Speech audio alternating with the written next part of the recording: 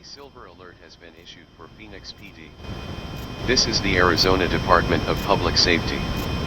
Phoenix PD Stephen Bradley, 56 years old, 5 foot 9 inches tall, 210 pounds, hazel eyes, and balding gray hair.